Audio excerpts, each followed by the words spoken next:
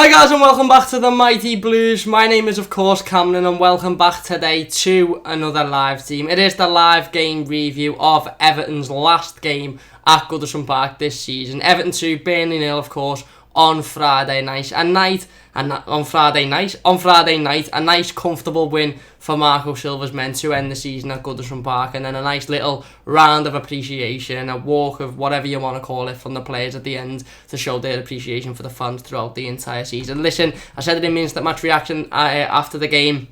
It wasn't the prettiest win, it wasn't, the most exciting win, but we got the 3 points in the end, and at the end of the day, obviously we can't finish 7th place now because Wolves have got that spot. All as it's about at the minute is just ending the season strong, getting as many points on the board as we can, and then obviously going into the summer, big summer ahead for Marco Silva and Marcel Brands, and then of course starting next season positively, and hopefully bringing some additions in, and then being able to push that top 6 going into next season. I do just want to apologise in advance, our internet in our house is still a little bit shaky. BT are absolutely shite, not just the commentary on football but their internet services as well as shite, so I do really apologise about that one.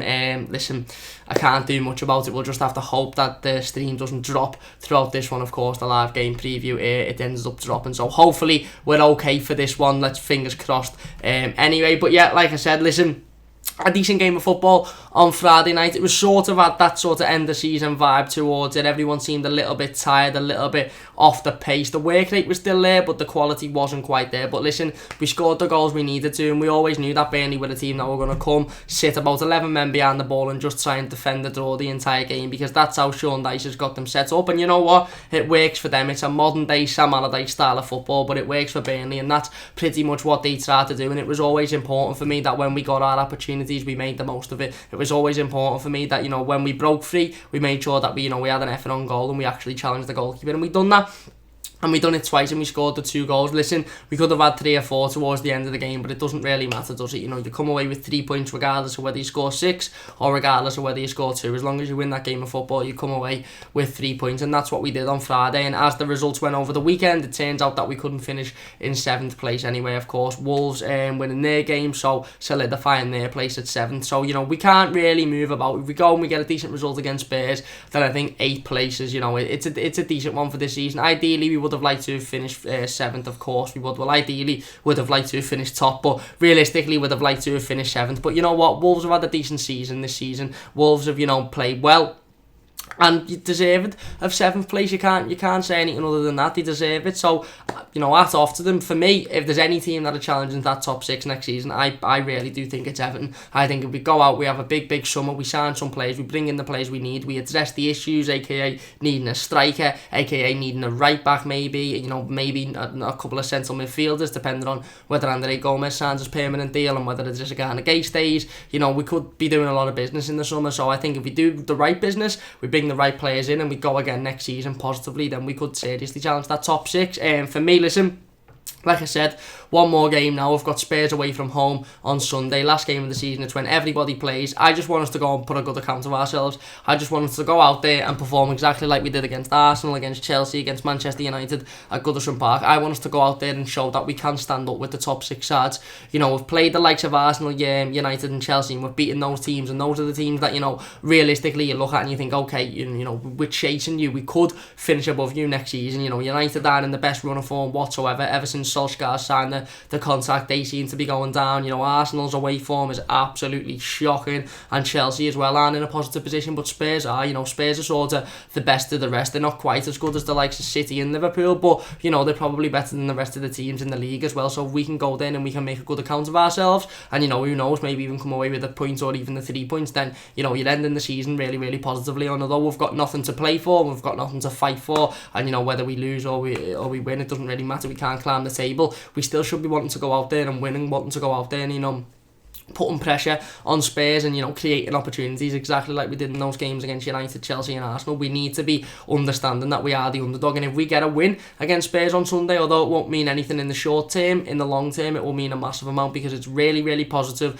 All the fans will be going into the summer with positive vibes, and we'll be going into next season on a good run, having just beaten one of the best teams in the league. So for me, I think that should be the aim for Sunday. Jumping into the live comments, Jonathan says, hey Cam, Jonathan, hope we are doing okay. Jeff says, yes, I've actually caught the live live team on time for a change. Thank you, Jeff. Thank you for getting involved. Shabba says, I'll tell you who's important. It's Zouma.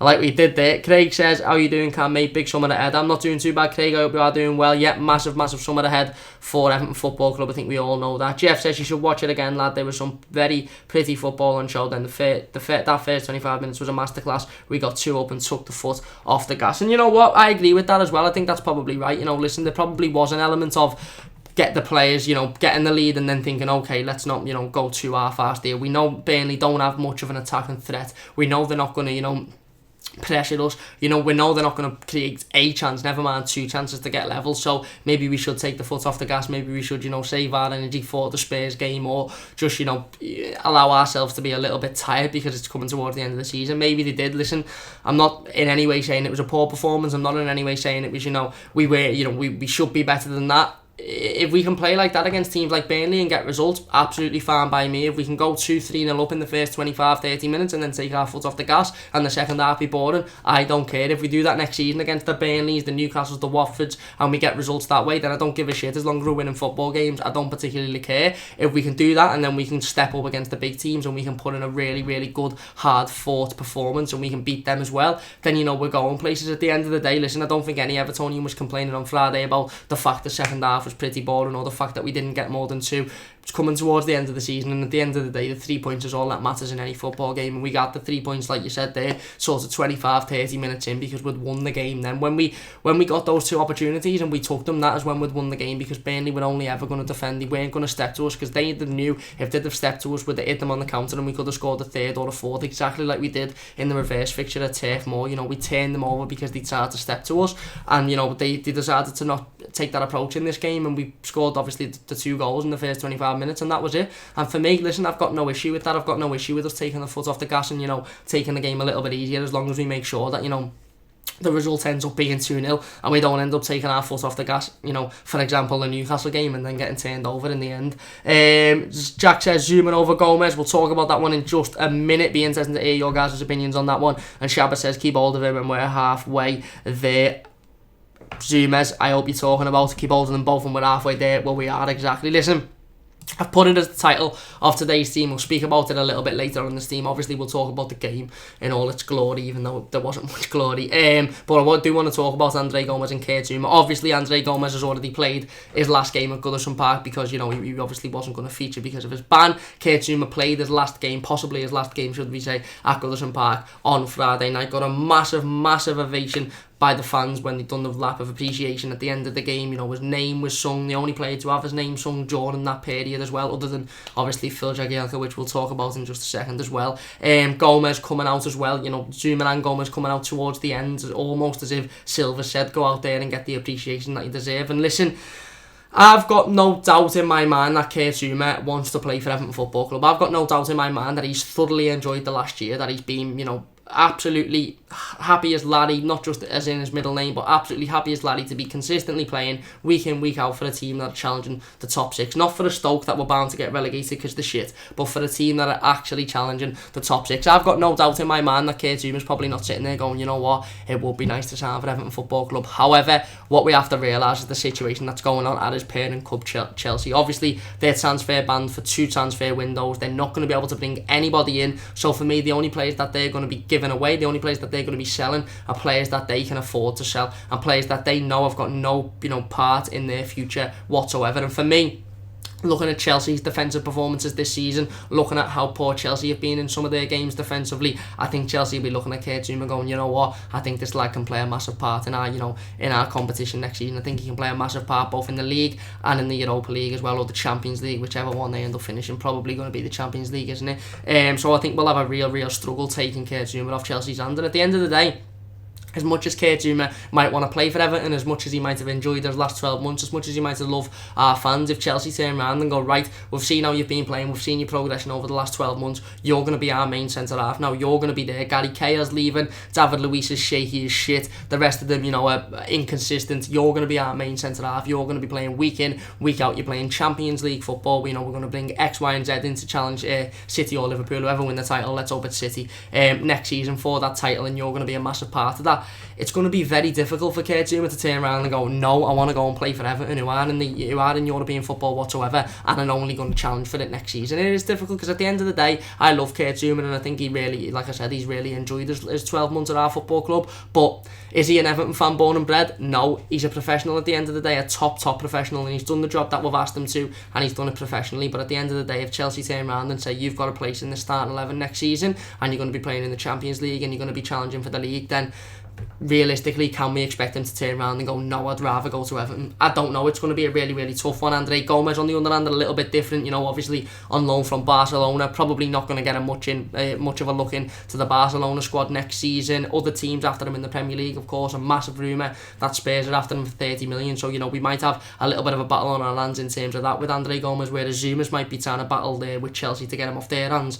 Gomez's might be trying to battle with Gomes for who he wants to sign for. He might look at Spurs and go, well, I've enjoyed my season at Everton, but I know I can play in the Premier League, so why wouldn't I want to go and play for the team that, again, maybe challenging the league champions, again, will be in the Champions League next season. But like I said, we'll talk about that one a little bit later on in the live team. I just wanted to tweet this team out, of course, so everybody on Twitter knows that we are live. They can come and join us in talking about that fantastic victory on Friday night. Listen, I feel like we were all a little bit bummed out by the fact the game was on a Friday anyway. It's not great, is it? You're coming home from work and you're having to rush your scran down your throat, you're having to get out, and you know what, listen, at the end of the day, I'll watch Everton, whether it's Wednesday, Friday, Sunday, Monday, Tuesday. I'll watch us in Russia, Kirby, Kirkdale, fucking Czechoslovakia. I don't give a shit. I'll watch Everton anywhere, but it was a little bit of a pain in the arse, and it really, really does grind my gears that it's basically being done for Sky Sports. Not in any interest of the fans whatsoever, not caring about the fans, not caring about supporters, just done it in the interest of Sky Sports. And you know what? If Tim Kerr wasn't commentating on the game, I'd have been a little bit more fuming on Twitter over it, but I just think they're loads of dickheads, Sky Sports and all that. But it is what it is anyway. We got the win, and that's what we're here to talk about. Dive back into the live comments. LCFC boy says, hi lad, hi, hope you are doing okay. Jonathan says, I'd love Lozano, I would too, but Marcel Brand's obviously come out and said that, we haven't spoken to him, we haven't spoken to David Neres either. That's a little quote in the graphic just there. We'll talk about that one later on as well. Jeff says, yeah, that is the kind of what I meant. If we start the same or similar 11 next year and play like that, we'll win minimum 20 games next season, in my opinion. Let's hope so. LCFC boy says, Zouma on loan, or do you own him? He's on loan from Chelsea. Matthew says, Liverpool and Everton with the same amount of trophies against Sky BT and BBC are gutted. Let's not jinx that one yet. There's still a game to go in the Premier League, and they've still got a Champions League tie tonight, and knowing them lot and their luck, they'll probably get 4 penalties, won't they? None of them are penalties. Jeff says, loan, unfortunately, he's a Chelsea player, yes. David says, Lozano was signed for Napoli. Fair enough, I haven't seen that one, but fair enough. LCFC boy says, fair enough, you guys looked decent against Burnley. We did, we looked okay, didn't we? It wasn't the best game of football I've seen, but it was a good professional win, and at the end of the day, you can't complain at that. Shabba says, yeah, 3 points was the important bit, but it would be great if we could go to Spurs and put a really good show on, especially for the travelling fans. Of course it would. LCFC boy says, Spurs want everyone, yet we'll end up with no one.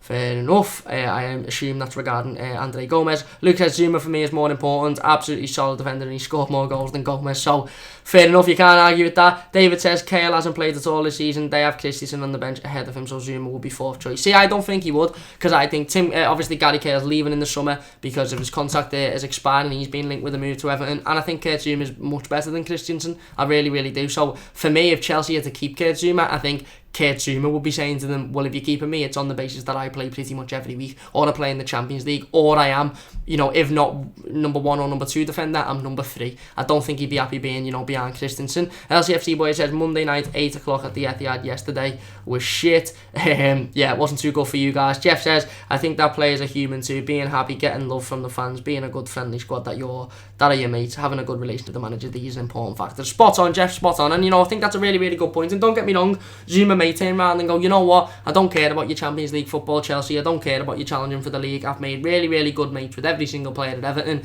I've got a fantastic relationship with Marco Silva. I want to go there, I want to play for them. And he might do, but at the end of the day, football is it's a lonely world at times, and these players only get one career, and it doesn't last very long. So if Kurt Zouma's being, poised with the opportunity to play for Chelsea week in, week out in the Champions League, challenging for the league, what I'm saying is he may well turn around and say, I'd rather go to Everton, I like the unit more, I get along with the manager more, but we can't really expect that to happen. We have to be at a stance where we expect Zouma to not sign for Everton because of that reason. And if we manage to sign him, for me, it'll be one of the signings of the summer. It really, really will. We could bring in Lozano, we could bring in Gomes, we could bring in David Neres, we could bring in fucking Lionel Messi. If we sign Zouma on a permanent, for me, that'll be our most important signing, because I think he's been absolutely fantastic this season, and that sort of answers the question, in my opinion, of the title of the video as well. And Matthew says 2 red cards for Spurs last week and they're down to the bare bones. Massive chance to get a result on Sunday. Of course, exactly, and one of them being to Son as well, who's an absolutely fantastic footballer, in my opinion, their best player. So it's definitely a massive opportunity to get a result there on Sunday afternoon. If you're not enjoying the stream so far, please do leave a like. Really does mean a massive amount to me, and if you haven't already, please do subscribe. Jeff says, plus if you look at the results lately, he may believe that this squad is capable of meeting his ambition. Hopefully, fingers crossed. And LCFC boy says, game was good, just got back to Leicester at 2 in the morning. Bloody hell, that's a long night. That is a long night. Good goal by Vincent Kompany. I'll gotta take your hat off to him. But anyway, yeah, listen, about the game on Friday night, it was a professional performance, I'd label it as. It wasn't the prettiest, it wasn't the best, it wasn't the most aggressive, it wasn't the, the performance where you look and going, oh my god, we were boss. But it was a professional performance. It was a performance, like Jeff said earlier on this team, that we got the 2 goals, we made sure we'd won the game, we boxed it off, and then we took our foot off the gas a little bit. We sat back and we said to Burnley, come on, you have a little go at us if you want to go. And they didn't want to go, and we were happy to just sit around, passing the ball around, and trying to create more and more opportunities, because they didn't really look like wanting to get anything out of the game in the end. And that's what we did do going into the second half. We created more opportunities. Dominic Calvert-Lewin had a couple. Ademola Lookman striking the bar when he come on as well. He had a couple. And there was opportunities there when we could have put thirds and fourths in. But you were almost sitting in the game. And I know as an Evertonian, it's hard to say this, because we've literally seen the Newcastle game. We've seen it on so many occasions. It's hard to say that you're 2-0 up and you're sitting there confident and you're thinking, well, we've won this game, so it doesn't really matter. But realistically, with that game on Friday night, we were sitting there 2-0 up in the first half, in the second half, going, okay, we're missing these opportunities, but it doesn't really matter because we've won the game of football. And you can accept that. Yes, the players should do a little bit better, and yes, if you've got an opportunity one-on-one with the keeper, you should slot it away realistically. But at the end of the day, if we're 2-0 up, then you against a team that aren't pushing, aren't looking interested in scoring, then you can't really complain. It's the games that are 0-0 that you're playing, and anything could happen at the end of it, that you get a little bit frustrated when your players are missing opportunities, aka the Crystal Palace game when we ended up coming away with a point, and we realistically should have come away with the 3 points because players were missing opportunities, left, right and centre. Whereas this game, we've got the 2 goals, of course, a fantastic strike by Richarlison, really unlucky to take the deflection. Listen, I'm not going to sit here and lie, I'm not going to be bitter, it's going out in it really is going. I was sitting in the park end and he hit that and I thought, this kid is fucking boss, he is unreal. And then I seen the scoreboard said own goal, and I thought, oh, it must have only been a little deflection. And then I seen the replay and I thought, you know what, fair enough, it half is going out, and it deflects off Ben Mee, I think it is, and then goes in. But anyway, the confidence it takes to hit a ball from outside the box, fair play to Richarlison, you've got to give it to him. And then of course, a fantastic effort by Luca Digne, an effort that I actually thought ricocheted. I actually thought took a deflection. If any of the goals took a deflection, I thought it would be the second one. The shot from Luca Digne curves in the air. Force was a good save from Tom Heaton, to be fair, but then Seamus Coleman, God knows why or what he was doing there, but he was in the right place to put the ball away. And again, that's what I've been saying constantly this season about players being in the right place at the right time. Too many times this season we've only had Richarlison in the right place at the right time, and when he's not been on the pitch or when he's not necessarily been at the top of his game and we've needed somebody in that right place at the right time, there hasn't been one. But luckily enough, Seamus Coleman was there to put the header away after a decent save by Tom Heaton, after a fantastic effort by Luca Digne. But like I said, 2 decent goals, fairly good goals. Richarlison takes a massive deflection, of course, but at the end of the day, it's still a nice strike from outside the box. And Luca Digne's, again, although it's a little bit scrappy in the box with Seamus Coleman's header, it's a really good strike outside the box, and it would have beat 16 out of 20 goalkeepers in this league as well. So like Jeff said before, we attacked, we really did attack. We got our foot on the ball in the first half, and it was always looking like we were going to be the team that wanted to score. It was looking like we were going to be the team to break the deadlock. We then got 2 goals in quick succession, and then we carried on attacking. But I think it got towards the end of the second half and the first half, and the lads sort of thought, you know what, they're not really giving much back here. We can sort of, okay, not afford to take our foot fully off the gas and just sit back and be on the beach, but we can afford to just pass the ball around here and try and create the odd opportunity naturally, rather than sort of trying to force it through. And I think we understood that at the point when Burnley were just playing the typical Sean Dyche Burnley, which is throw a ball over the top and hope someone gets on the end of it, and they weren't having any luck with that throughout the entire game. I thought defensively we were quite strong. Another clean sheet for Jordan Pickford at home. We haven't conceded a goal at Goodison Park since we played Manchester City. Haven't conceded a goal at Goodison Park since we've started using the sirens as well.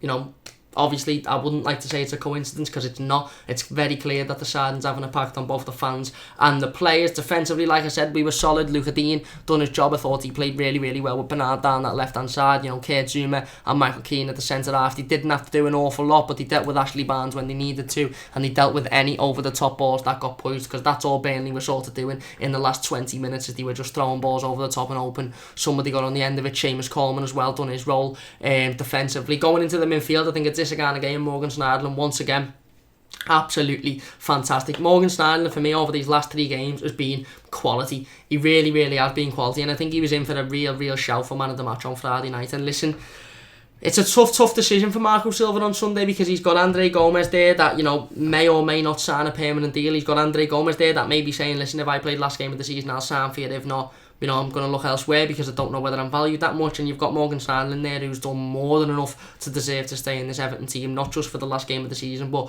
going into next season as well. I think when he's been called upon in the last couple of months, Morgan Schneiderlin's done a fantastic job. He's come in, he's done a professional job. You know, it's the type of performance that you'd like to come to expect from a player like Morgan Schneiderlin. So a performance that he's in the right place at the right time defensively. He's clearing the ball off the line as he was. He's getting in there, making last-ditch tackles. But in the midfield, you don't really hear from him. He's picking the ball up and he's passing it. He's giving and going. He's breaking forward. He's giving it to Gay. He's getting it from Gay, and he's doing the little bits. Not the Morgan Schneiderlin that we started to see towards the end of last season, who was doing stupid turns on the edge of his box and making stupid mistakes and not giving it 110%, and, you know, really showing that he effectively didn't really care about the football club. We're now seeing a Morgan Schneiderlin, and like we said, we don't know whether it's playing for a move. We don't know whether he's playing for a position in the starting 11, but we're seeing a much more positive Morgan Schneiderlin. I think again on Friday night he was absolutely fantastic next to Idrissa Gana Gueye. Gylfi Sigurdsson again, a little bit quiet for me, but done what he needs to do, didn't he, at the end of the day? You know, created some good opportunities, some really good passes, and again controlled that number 10 position. And the front three, of course, Bernard Richarlison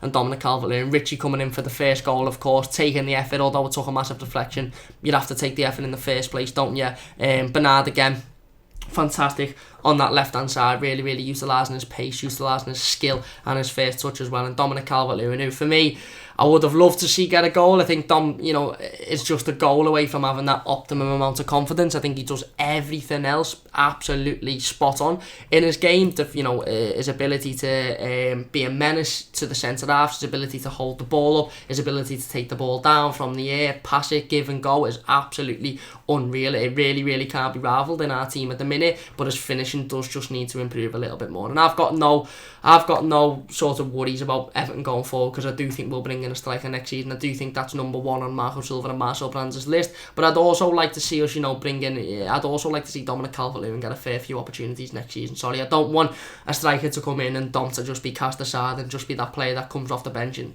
the last 20 minutes of every game. But also, I don't necessarily want Dominic Calvert-Lewin to sort of, I don't want him to come in and be constantly playing and feel like he's got that pressure on him. I want Dominic Calvert-Lewin to be playing with whoever we bring in. I want Dominic Calvert-Lewin to be learning from whoever we bring in. And who knows, Marco Silva might have to even go for a position change. I was talking about this after the game on Friday night with the lads I went the game with. You know, if we fail to sign Andre Gomes on a permanent deal and Idrissa Gana Gueye turns round in the summer and says, listen, I want to leave again, and we have to sell him, we might be looking at a 4-4-2 formation going into next season. We might be looking at a position change with 2 strikers, and who knows, we might bring in a 20 to 30 goal a season striker, and he might play next to Dominic Calvert-Lewin so they can learn on the pitch together. Or alternatively, hopefully, if we can keep Andre Gomes and Idrissa Gana Gueye, we can keep that midfield, because it really is a solid midfield outlet.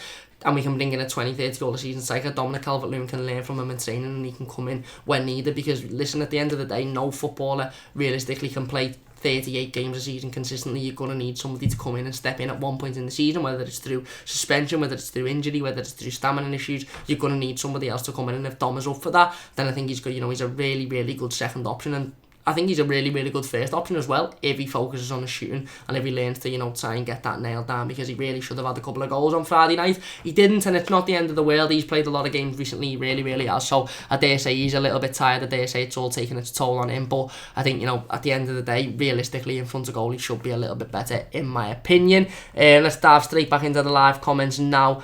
Where are we? David says, bye-bye the legend, that is Jags. Yeah, we'll talk about Phil Jagielka towards the end of the team as well. I want to have a little word on him. I think it's only fair to do so. Chiari says, Spurs have appealed Son's 3-game ban, so we will likely play on Saturday, but Sunday, and his ban will roll over to next season should his appeal fail. Yeah, well, let's hope that his appeal does fail, because I'd quite like him to be out. Not in a sadistic way, just because I think he's fucking great. LCFC Boy says, think you should keep Jags like we have with Wesley as a leader in the dressing room, but not to play unless you really need to. Jeff says, I really think you need to watch that first 20 minutes again. You were really underplaying just how good we were. After 7 minutes, we had 93% possession. We utterly snuffed them out, and then we just closed the game, but our closing down was like Liverpool's person. No, I understand, Jeff, and completely listen. I'm not sitting here saying we were shocking. I'm not sitting here saying we weren't good enough. In the first 25 minutes, you're absolutely right. They had nothing of the ball whatsoever. They didn't. We were constantly on the ball, and we were constantly breaking them down, and to the point where we got the 2 goals in quick succession, and then, like you said earlier on,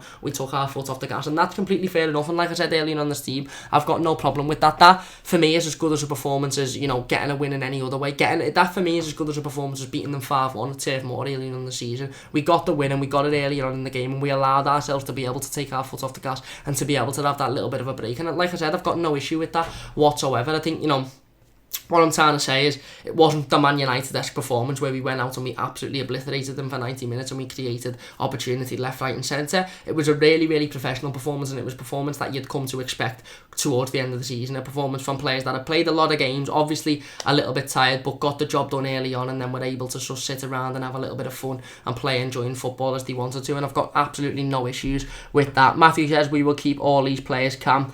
Will we keep all these players, Cam? It's a tough one, Matthew. It's a massive job for Marco Silva and Marcel Brands. In fact, I'd probably go as far as to say it's a bigger job keeping the likes of Adesanya, Gay, Kurt Zouma, Andre Gomes than it is, you know, signing a striker. I really would. Jeff says, me too, Matthew. John says, me too, Matthew. Hope the red shit never win anything. Yeah, exactly. Well, Matthew says, sorry, I missed this one. I celebrated that company goal like an Everton goal. I didn't actually watch the game live, but I did see it afterwards, and I thought, fucking hell, that's unreal. That. Jeff says, a little bit like Phil Jagielka's against Liverpool at the Kop, but we won't say anything about that. Jeff says, Snadlin is playing better because he's come into a side that is much better coached, better organised and hard work, and it's easier to play well in a good side. Spot on, Jeff, spot on. LCFC Boy says, bring in the actual lol. Nah, you can have him. David says you can keep him in LCFC. Yep, spot on. Jeff says there is generally a Liverpool fan on TalkSport who said they should get a trophy for finishing second. I've seen that before. I watched 30 seconds of it and I thought, you are a clueless twat, mate.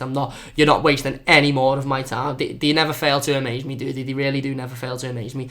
LCFC Boy says, please no lol. Jeff says, sorry Leicester fan, not impersonal. David says we should get a trophy for giving birth to them, Jeff. Fucking hell. Yeah, and LCFC Boy says he's honestly so shite and makes it worse that he's lazy. I assume you're talking about Iniacho, and he missed quite a sitter last night, but who's complaining realistically? Who is complaining? But yeah, like I said, just to summarise the game, of course, on Friday night, listen, like I said, professional performance from the Blues. A really good win to end the season at Goodison Park. Always nice to get a win on the last game at home as well, because it means that the little lap of appreciation is a little bit more positive. It's a little bit more energetic, rather than, of course, if you go out and you get a loss or you draw the game, it's a little bit flat and it's a little bit, oh, well, the game was shit. But always nice to get a win, of course. Like we said, took our foot off the gas in the second half, and we were right to do that because we didn't have to go full gung-ho. We still created 2, 3, 4, 5 real clear-cut opportunities which we could have scored in that second half, even being in second gear or third gear or whatever you want to call it. But we won the game in the first half, of course. 2 quick goals in quick succession, and, you know, 2 really good goals as well. 2 really good strikes. One was unlucky to get a deflection, and one, you know, was a fantastic save by Tom Eaton and put in by Seamus Coleman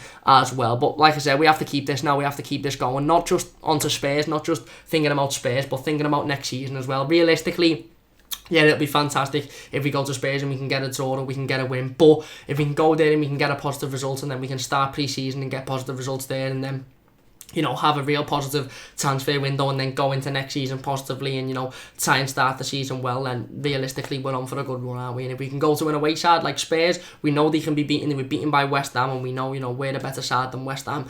If we can go there and we can get a result, then you're really looking, thinking, okay, we've proved that we can dominate top 6 sides at Goodison Park, but now we've proved that we can also beat these top 6 sides away from home as well, and that'll be really something to show for, of course. But anyway, moving on to other Everton news in the world of this week. Of course, like I put up there in the graphic, Marcel Brands has been talking about transfers in the last couple of days. He has said that, I read rumours about Neres, David Neres, of course.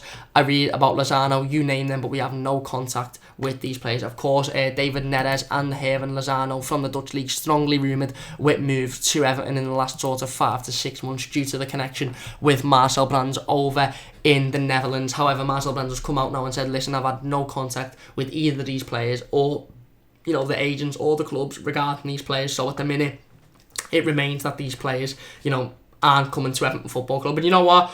As much as people might see that and think, oh, that's disappointing, I realistically wanted Lozano or I realistically wanted David Neres, it's not the end of the world at the end of the day. It shows that Marcel Brands is seeing what people are saying. It shows that Marcel Brands understands that people are linking these type of players with Everton Football Club, and that's not Brands saying, I don't want these players, or saying, I've approached them and they've not come. At the end of the day, that's a better quote than if Brands come out and said, yeah, we approached Neres and we approached Lozano, and they both turned around and said no.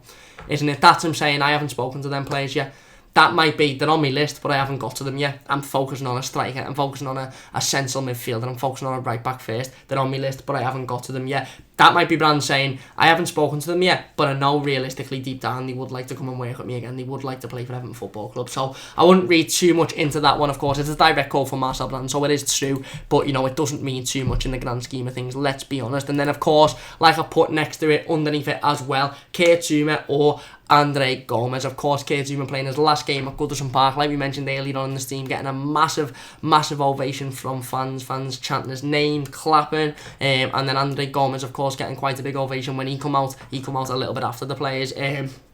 Who would you rather sign? Basically, it's as simple as that. Let's not beat around the bush. Who would you rather sign? Who do you think has been a bigger impact for Everton this season? And I think a lot of fans will have changed their opinion on this one. I think going back 2 or 3 months ago, a lot of fans have said Andre Gomes, spot on. He's been absolutely fantastic. The lad oozes class. He's by far our best midfielder. Zouma is only realistically there to step in when he's need to, because Yerry Mina's going to be the centre half. Of course, things have changed over the last couple of months. Yerry Mina hasn't quite got a game underway due to injuries and other circumstances, and Zouma really has been that centre half that we've had to rely on, that solid centre half that's played next to Michael Keane consistently throughout this season. And I dare say a lot of fans will have now changed their opinions on that. So let me know in the live comments down below, and if you're watching it as a YouTube video, let me know in the YouTube comments as well. Who would you rather have, Zouma or Andre Gomes? Or rather, I'll twist the question, not who would you rather have, who do you think is more of an important player for us to sign in the summer? If somebody comes to you and said, listen, we signed Gomes or Zouma in the summer, who would you pick and why? Let me know in the comment section down below. If you are enjoying the stream so far, please do leave a like. It really does mean a massive amount to me, and if you haven't already,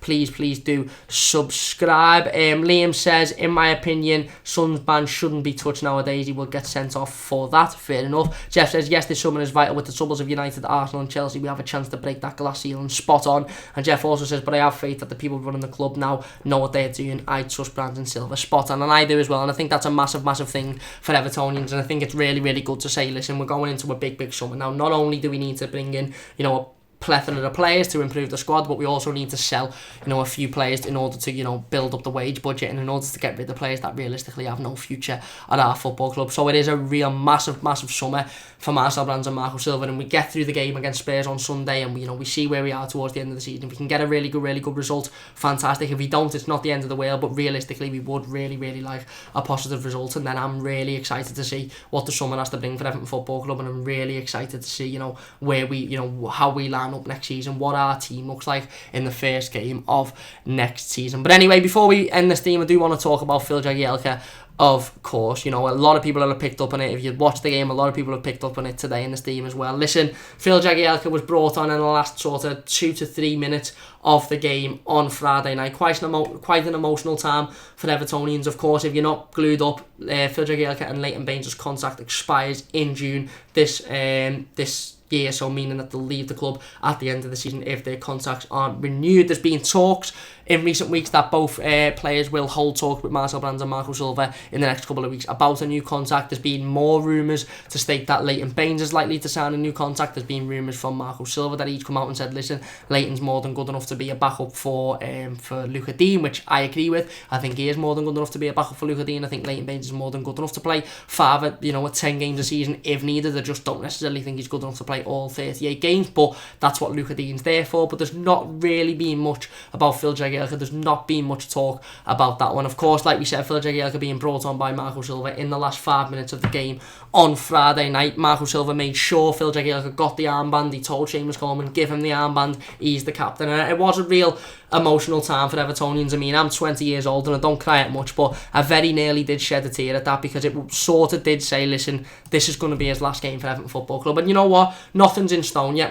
He might have done that because he doesn't know. Marco Silva might have said to Phil, go on, because we don't know where you're going to be. Phil Jagielka said, listen, I don't know what my decision is. Everton might have offered Phil Jagielka the contact, and he might have said, listen, I want to have a little think about it first. I want to see whether I can maybe return to a Sheffield Wednesday and play some more consistent football, or maybe even retire. Who knows? That might be the case. It doesn't necessarily mean that he's definitely not going to be an Everton player next season. It doesn't necessarily mean that he's not going to sign a contract, but that's just what it looked like. It looked like that because obviously he was given the last 2 or 3 minutes for no other reason other than to get a round of applause, and other than to get a cheer from the fans. And I'm really, really proud. I'm really, really happy of Evertonians. We sung his name from the minute he come on until the end of the game. There's only one Jagielka. He had the captain's armband, and it really, really did seem like that. The sort of situation where he wasn't going to play again for Everton Football Club, and that is sad. Listen, Phil Jagielka's given us 10 years of his career, 10 really, really good years of his career. He's been a club captain for 6 or 7 of those years. He's given us some absolutely fantastic memories, from the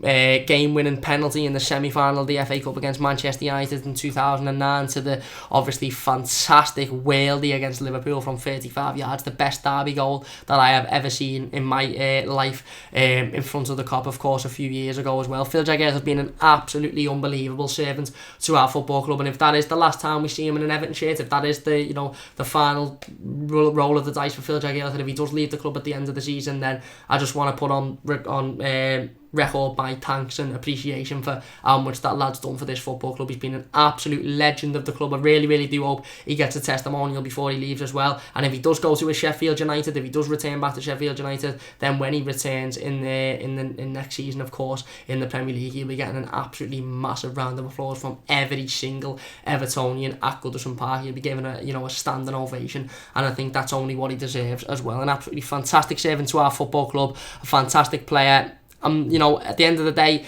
there isn't any room for sentiment in football, and then, Phil Jagielka might not necessarily be good enough to, to keep his place at Everton Football Club. He mightn't be good enough to even be a backup centre-half, but if that's the case, then a massive, massive thank you for Phil for all that he's done for Everton Football Club, and, obviously we only wish him the best in the future as well. So quite an emotional last 5 minutes against Burnley, obviously quite emotional when he come on the field with his family as well, but we don't know what's happening yet, so let's not jump to conclusions with that one. However, it did kind of look like it was probably going to be his last game at Goodison Park. So a little bit of a sad one, but it is what it is. Football's a cruel world at times, and as long as we give our appreciation to Phil, and he knows that he's more than welcome at our football club at any point in the future for any role, then that's all we can do, isn't it? Let's start back into the live comments now before we end the stream. Jeff says, still think Gomes. I do think Zouma is great, but Gomes can be a difference maker. Fair enough. David says, Gomes is pretty much done from what I've heard. Zouma we may get back on loan, but we have a clear out to get done first. Again, fair enough. I hope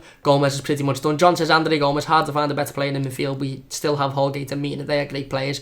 Fair enough as well. Jeff says, Baines is too good a player to be a backup. He would start half the teams in the league. That's true, but I suppose that's Leighton Baines' decision to make. If he, was happy to be a backup for Luca Dean at Everton because it's his boyhood club and he's, been here for so many years, then that's his decision. Of course, if he wants to go and play consistent football somewhere else, then you'd have to totally understand that one as well. David says, Holgate in the same sentence is great.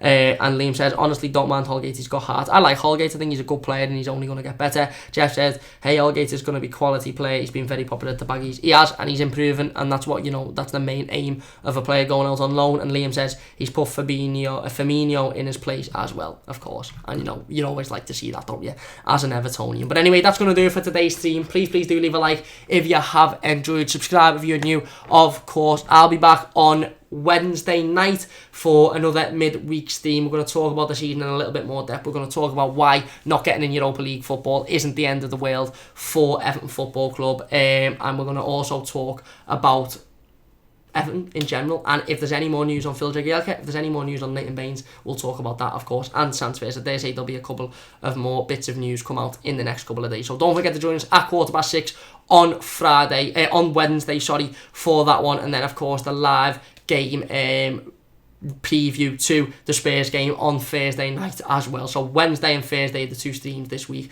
Don't forget to join us for that one. So you've got 3 streams in quick succession. Basically, you've got today, tomorrow, and Thursday. So hopefully you enjoyed that. Hopefully you like that. If you don't, if it's too much of me, please do let me know. But anyway, that's going to do it for today's team. A massive win against Burnley on Friday night. Let's hope we can keep this consistency, and let's hope that we can go in and end the season strong against Spurs, and then hopefully remain positive going into next season. Massive thank you to everybody in the live comments. As per usual, we'll be watching it as a YouTube video afterwards. A massive thank you for you for getting involved. Please do leave all your comments on what we've spoken about in the team in the comment section. I'll be down there replying to them all night. Jeff says, thanks mate, enjoying the chat. See you next time. Thank you, Jeff. See you next time. Made up that you could come along, as I am with everybody else as well, and everybody watching as a YouTube video, of course. So that's it for today's team. Please do leave a like if you have enjoyed. Subscribe if you're new. Don't forget to join me again at 6:15 tomorrow for another live team. We'll talk more about Everton Football Club. A massive win against Burnley. Let's hope we can keep this going and get another fantastic win on Sunday against Spurs on the last game of the season. And let's hope Barcelona swat Liverpool tonight, Messi scores another hat-trick, and City win on Sunday and they finish second, having lost 1 game with 97 points and still don't win the league, so we can laugh at them. I'm bitter. I don't give a shit. That is what it is. Please do leave a like if you have enjoyed. Subscribe if you're new. David says, nice one, Cam. Nice one as well in the chat. Thank you very much, David, and thank you to everybody in the live chat as per usual. I'll see you tomorrow at 6:15. Don't forget to leave a like if you have enjoyed, and I'll see you soon on the Mighty Blues.